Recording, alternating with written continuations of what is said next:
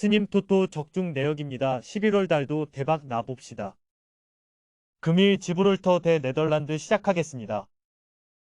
지브롤터는 프랑스 원정에서 14실점하며 완패했다. 전력의 차이가 큰데 경기 시작 20분도 안 돼서 센터백인 산토스가 퇴장을 당하는 악재까지 겹쳤다. 그로 인해 예선 7경기에서 단 한 골도 넣지 못하며 전패했다. 다른 팀들과의 전력 차이가 워낙 크다. 네덜란드는 아일랜드를 잡고 본선행에 성공했다. 이 경기를 패하고 그리스가 승리하면 같은 승점이 되지만 상대 전적에서 앞섰기에 본선으로 가게 됐다. 아일랜드의 끈질긴 수비에 고전하긴 했지만 베오호스트가 선발 스트라이커로 나서 터트린 결승골을 잘 지켜냈다. 이번 원정에는 스탱스와 위버, 빌로우와 조이 비어만 등이 선발로 나서는 로테이션이 예상된다.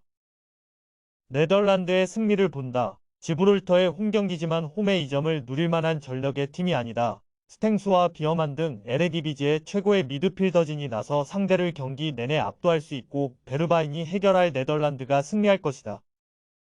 금일 크로아티아 대 아르메니아 시작하겠습니다. 크로아티아는 라트비아 원정에서 승리하고 조 2위 자리를 되찾았다. 그리고 이 경기에서 승리하면 웨일스의 결과와 상관없이 본선으로 갈 수 있다. 단, 웨일스의 상대 전적에서 밀려있기에 무승부를 기록하고 웨일스가 승리하면 2위를 내줘야 한다. 때문에 마지막 홈경기에서 반드시 승리가 필요하다. 크라마리치와 이바누세츠, 부디미르의 스리톱을 앞세워 상대 수비를 공략할 것이다.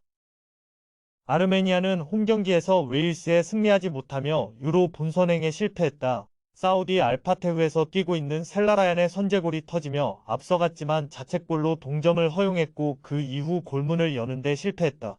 경쟁력 있는 모습을 보여줬지만 본선으로 가지 못하고 마지막 경기에 나선다. 크로아티아의 승리를 본다. 아르메니아는 지난 경기에서 희망이 사라졌기에 이번 원정에서 다소 힘 빠진 상태로 경기에 나설 것이다. 확실한 동기부여가 있고 홈의 이점을 누릴 크로아티아가 경기를 주도할 수 있다. 모드리치와 브로조비치가 중원을 장악할 크로아티아가 승리하고 유로 본선이 열리는 독일로 갈 것이다. 금일 웨일스 대 튀르키예 시작하겠습니다. 웨일스는 크로아티아의 승점 2점을 뒤진 3위다. 그러나 아직 2위 가능성은 남아있다. 이 경기를 승리하고 크로아티아가 패하면 극적으로 본선에 갈 수 있다. 토요일 경기에서 아르메니아에 승리하진 못했지만 패하지 않았기에 이번 홈경기에 승부를 걸 수 있다. 무승부는 의미가 없기에 키퍼 무어와 브룩스, 브레넌 존슨을 앞세워 골을 노릴 것이다. 튀르키예는 이미 본선 진출에 성공한 나라다. 그리고 지난 평가전 경기에서는 독일에 승리하기도 했다. 팀의 주축인 인테르의 차라노글루와 센터백 쇼엔지 등이 빠진 경기였지만 리그왕 최고의 2선 공격수인 야지즈가 팀을 이끌어 고 아크바바와 아이안 등 중원 경기력도 빼어났다. 중상위권 팀이라는 이미지를 털어내고 이제 중심으로 들어갈 준비를 마친 모습이다.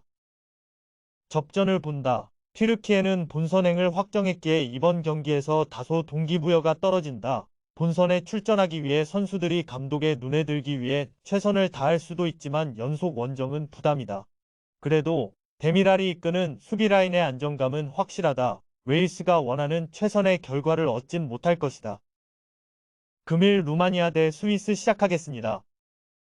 루마니아는 이스라엘을 잡고 감격적인 본선행에 성공했다. 상대의 스트라이커인 자하비의 경기 시작과 동시에 선제골을 허용했지만 몇 분 되지 않아 푸스카스의 동점골이 나왔고 데포르티보 알라베스의 하지가 결승골을 넣었다. 2010년대 유럽의 주류에서 밀려나며 암흑기도 거쳤지만 다시 위로 올라갈 준비를 마쳤다. 이 경기에는 미할라가 징계로 빠진다. 스위스는 유로 본선으로 진출하게 됐다.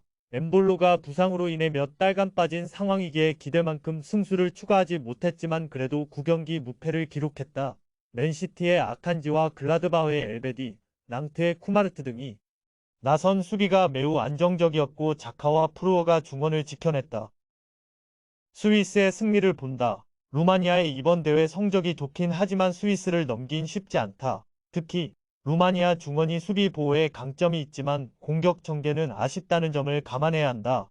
자카의 수비 지원 아래 자카리아와 프루어가 공격 작업을 해나갈 것이고 바르가스와 오카포가 기회를 살릴 스위스가 승리하고 1위를 확정할 것이다. 금일 안도라 대 이스라엘 시작하겠습니다. 안도라는 지난 주말 경기에서 벨라루스에 패했다. 후반 중반까지 0대0으로 가던 경기였는데 선제골을 내주고 말았다. 그래도 무기력하던 경기력에서 벗어나 비에이라와 네베스 등이 중원에서 안정적으로 경기를 운영한 것은 인상적이었다. 단, 여전히 해결할 수 있는 공격수의 존재는 아쉽다.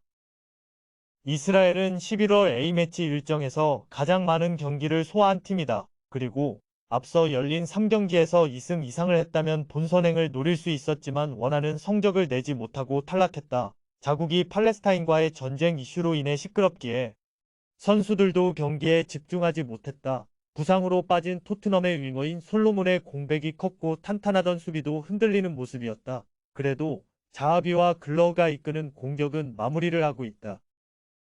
안도라 원정이고 본선행 좌절로 인해 선수들의 동기부여가 다소 떨어지긴 했지만 객관적 전력의 격차는 있다. 특히 유럽 빅클럽 생활을 마무리하고 자국으로 돌아와 대표팀에서 마지막 불꽃을 태우는 자하비가 확실한 마무리로 안도라 수비를 공략할 것이다. 금일 조합픽은 모두 무료로 보내드렸습니다. 못 받으신 분들 및 궁금하신 분들은 영상 아래 고정 댓글로 편하게 말 걸어주세요.